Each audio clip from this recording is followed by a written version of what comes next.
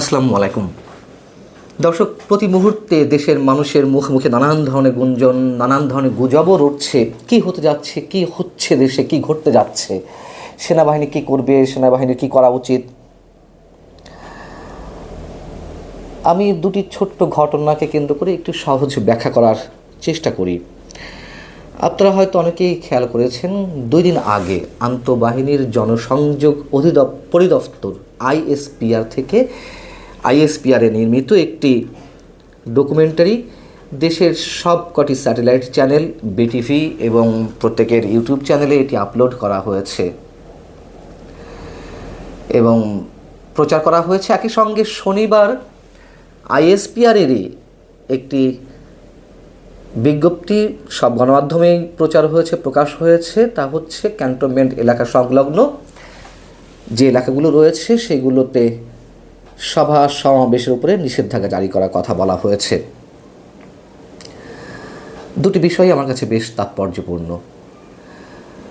প্রথমে যদি তথ্যচিত্র নিয়ে আলোচনা করি, সাদা চোখে এটি অনেকের কাছে মনে হতে পারে এটি সশস্ত্র বাহিনীর কর্মকাণ্ডের উপরে একটি ডকুমেন্টারি। এমন তথ্যচিত্র যে সশস্ত্র বাহিনী এর আগে করেনি বা টেলিভিশন চ্যানেলগুলোতে প্রকাশ করেনি তা কিন্তু নয়, অবশ্যই করেছে এর আগেও। তবে এবারেরটি আমার কাছে একটা আলাদা ইঙ্গিত বহন করে। খেয়াল করলে দেখবেন যে এটির শিরোনাম প্রথমেই আমার সোনার বাংলা, আমি তোমায় ভালোবাসি, এবং এই জাতীয় সঙ্গীতের এই লাইনটিকে কেন্দ্র করে আলাদা একটি গান নির্মাণ করা, তথ্যচিত্রকে কেন্দ্র করে সশস্ত্র বাহিনীর উপলক্ষে। যখন বিভিন্ন দিক থেকে আমাদের জাতীয় সঙ্গীতের উপরে আঘাত আসছে, জাতীয় সঙ্গীত কেউ কেউ গাইছেন, তার সামনে দাঁড়িয়ে আরেকটি পক্ষ অমুকের দালাল, অমুকের এজেন্ট বলে তুচ্ছ তাচ্ছিল্য হুমকি দেওয়া হচ্ছে, তখন আমাদের জাতীয় সঙ্গীতের প্রথম লাইনটি সশস্ত্র বাহিনীর এই ডকুমেন্টারিটিতে ব্যবহার করা খুবই তাৎপর্যপূর্ণ। আপনারা যারা তথ্যচিত্রটি দেখেছেন নিশ্চয়ই খেয়াল করেছেন যে এটি গতানুগতিক। এই জন্য গতানুগতিক বলছি যে দেশের বিভিন্ন প্রাকৃতিক দুর্যোগের সময় সশস্ত্র বাহিনীর সদস্যদের, সেনা, নৌ বিমান বাহিনীর সদস্যদের যেই মানবিক কাজগুলো, জীবনের ঝুঁকি নিয়ে যে মানুষকে উদ্ধার করা বা মানুষের মাঝে জীবন উদ্ধারকারী সামগ্রী পৌঁছে দেওয়া, সেগুলো এখানে তুলে আনা হয়েছে। এখানে 5 আগস্ট অভ্যুত্থানে সেনা সদস্যরা যে সাধারণ মানুষের কাতারে এসে দাঁড়িয়েছিলেন তারও কয়েকটি দৃশ্য এখানে তুলে আনা হয়েছে। এবং 5 আগস্ট সেনা প্রধান প্রথম যে বক্তব্যটি দিয়েছিলেন জাতির উদ্দেশ্যে, যেটি সব টেলিভিশন চ্যানেলে টেলিকাস্ট করা হয়েছিল, তারও একটি খণ্ডচিত্র এখানে তুলে আনা হয়েছে। এগুলো দেখানোর মানে কি? যদি সহজভাবে প্রশ্ন করি, বিষয়গুলো সহজ অনেক। এই মুহূর্তে আমাদের সামনে মানুষের মুখে মুখে দেশের জন্য সবচেয়ে স্পর্শকাতর এবং আলোচিত ইস্যু কোনটি? নিশ্চয়ই রাখাইনের উদ্দেশ্যে বাংলাদেশের মধ্য দিয়ে তথাকথিত মানবিক করিডোর দেওয়ার বিষয়টি। এবং এই করিডোর দেওয়া হলে দেশের স্বাধীনতার সার্বভৌমত্ব হুমকির মুখে পড়বে, এটি মোটামুটি মানুষ স্পষ্ট একটি ধারণায় পৌঁছেছেন। তথ্যচিত্রটি বা এই ডকুমেন্টারিটি খেয়াল করলে দেখবেন, বা এটি সবসময় থাকে যে দেশ রক্ষায়, দেশের স্বাধীনতার সার্বভৌমত্ব রক্ষায় সশস্ত্র বাহিনীর সদস্যদের যে নানান ধরনের মহড়া, সেই চিত্রটি বিশেষভাবে ফুটিয়ে তোলা হয়েছে। এবং এর মধ্য দিয়ে কি সেনাবাহিনী করিডোরের পক্ষে নয় তারই একটি মেসেজ দেওয়ার চেষ্টা করা হলো, দেশ রক্ষায় সেনাবাহিনী সদা প্রস্তুত। সেটি নিয়ে আমরা বিবেচনা করতেই পারি। এবং আমি যতদূর জানি সেনাবাহিনী বা সেনা প্রধান এই করিডোরের বিপক্ষে অবস্থান করছেন, আমার তথ্যে যদি ভুল না হয়ে থাকে বা আমি আমার সোর্সের উপরে ভিত্তি করে যে কথাগুলো বলছি তা যদি দুর্বল না হয়ে থাকে। এবং সেই জায়গা থেকে এমন একটি সময়ে যখন জাতীয় সঙ্গীতের উপরে মুহুর্মুহু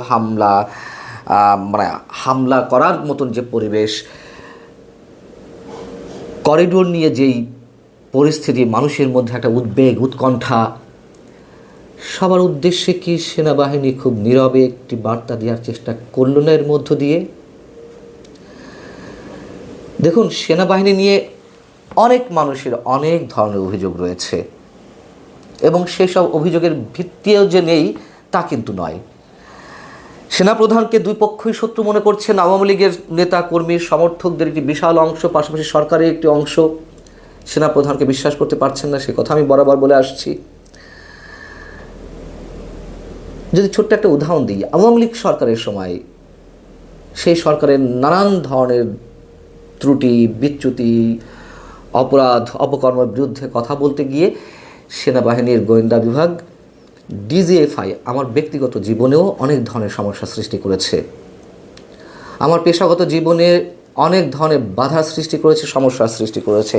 তাই বলে কি আমি পুরো সেনাবাহিনীকে আমার ব্যক্তিগত পেশাগত জীবনের জায়গা থেকে পুরো বাহিনীকে আমি কাঠগড়ায় দাঁড় করাবো? নিশ্চয়ই না। কিছু ব্যক্তি অতি উৎসাহী হয়ে অথবা সরকারকে খুশি করতে গিয়ে অতি উৎসাহের জায়গা থেকে, এটি শুধু আমার ক্ষেত্রে নয়, আরও অনেকের ক্ষেত্রে তারা এক ধরনের খড়গ নামিয়ে এনেছেন আমাদের উপরে, একথা সত্য। কিন্তু এখনো পর্যন্ত আমার দৃঢ় বিশ্বাস সেনাবাহিনী দেশের সাধারণ মানুষের পক্ষেই আছে। মানুষের আস্থা, মানুষের বিশ্বাস দেশের যে কোনো সংকটে এখনও সেনাবাহিনী সাধারণ মানুষের পক্ষেই থাকে বা আছে। এবং শুরুতে যেটি বলছিলাম যে হঠাৎ করে সেনাবাহিনীর পক্ষ থেকে একটি নির্দেশনা জারি করা হয়েছে, সশস্ত্র বাহিনীর পক্ষ থেকে আন্তঃবাহিনী জনসংযোগ পরিদপ্তর আইএসপিআর একটি নির্দেশনা জারি করেছে যে 18 মে থেকে, রোববার থেকে ক্যান্টনমেন্ট এলাকা সংলগ্ন বেশ কিছু এলাকায় সভা সমাবেশ নিষিদ্ধের কথা সেখানে জানানো হয়েছে। হঠাৎ করে তাদের এই নির্দেশনা কেন, তা নিয়ে মানুষের মধ্যে নানান ধরনের গুঞ্জন রয়েছে। তবে এরকমও জানা যাচ্ছে যে সেনাবাহিনীতে বিশৃঙ্খলা এবং নাশকতা সৃষ্টির অভিযোগে সেনা সদস্য নাইমুল ইসলাম সহ তার আরও 2 সহযোগীকে গ্রেপ্তার করেছে সেনাবাহিনী এবং তাদের একটি বিশেষ পরিকল্পনা ছিল রোববার সেনানিবাসের প্রবেশপথে বিক্ষোভ সমাবেশের নামে বড় একটি নাশকতার এরকম একটি পরিকল্পনা ছিল। এবং এই সেনা সদস্য 5 আগস্টের পক্ষ থেকে তিনি বিভিন্ন গণমাধ্যমে উস্কানিমূলক বক্তব্য দিয়ে আসছিলেন সেনাবাহিনীর বিরুদ্ধে। সব কিছুই একটা ঘোলাটে পরিস্থিতির মধ্যে নিয়ে যাচ্ছে আমাদেরকে। হয়তো কিছু একটা ঘটছে, এটুকু নিশ্চিত করে বলতে পারি।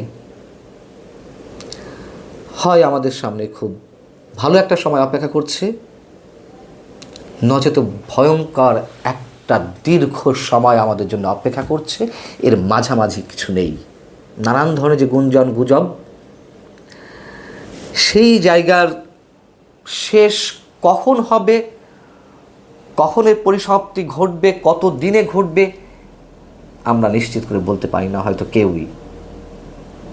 আমাদেরকে অপেক্ষা করতে হবে, অবশ্যই সূর্য উঠবে।